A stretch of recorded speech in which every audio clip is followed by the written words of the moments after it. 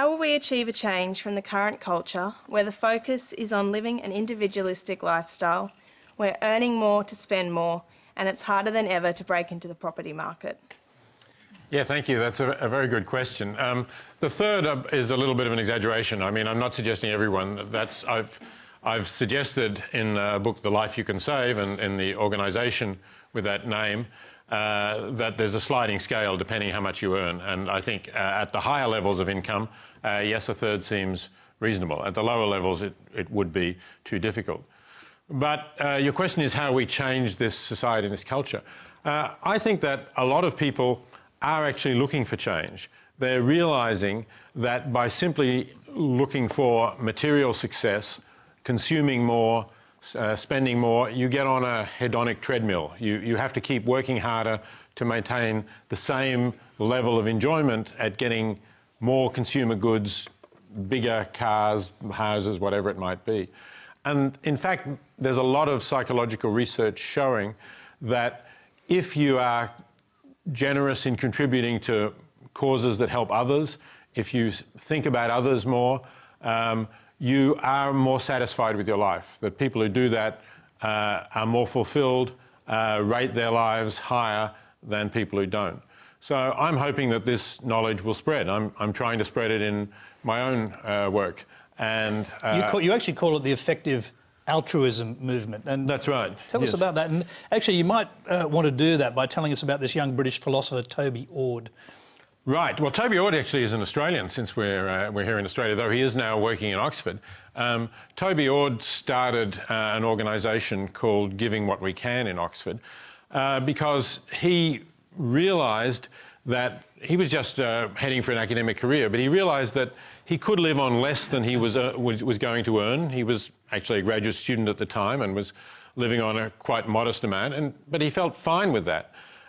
So he tried to work out how much good he could do if he kept living at a modest level and giving away the rest that he was likely to earn as he advanced in his academic career, presumably to a professor at the end.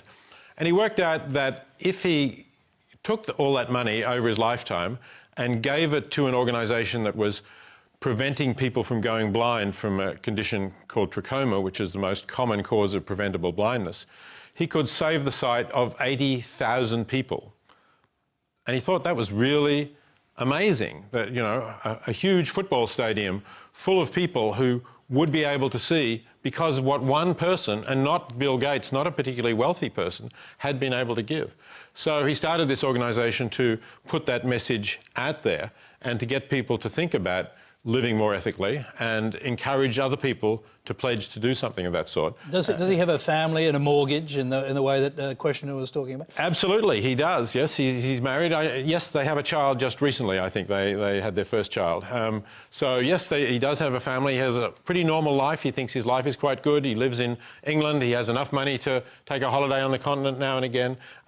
But he's still giving away a lot and doing a lot of good. And I'm sure he's finding his life much more satisfying than that of people who are just thinking about themselves. I'm just going to stick with you just for a minute, because then there's the other side of the equation. You've got young, again, British academics, philosophers who argue that if you're going to try and do the best you can for other people, you should aim for high-paid jobs like bankers and financiers and go into the stock market, make as much money as you can and then give as much of it away as possible.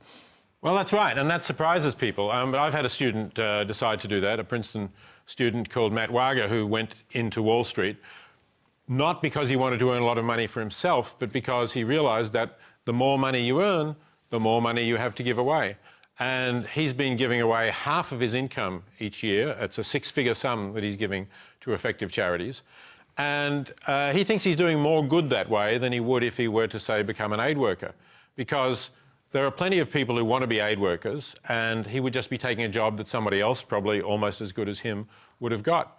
But there aren't plenty of people going to Wall Street in order to give away half of their salary, and that can lead to organisations employing new positions altogether. So I think if you've got the right character and the right ability to do that and not be sucked into the temptation of saying, now I'm working alongside people with big apartments and driving Porsches and so on, so I've got to do that.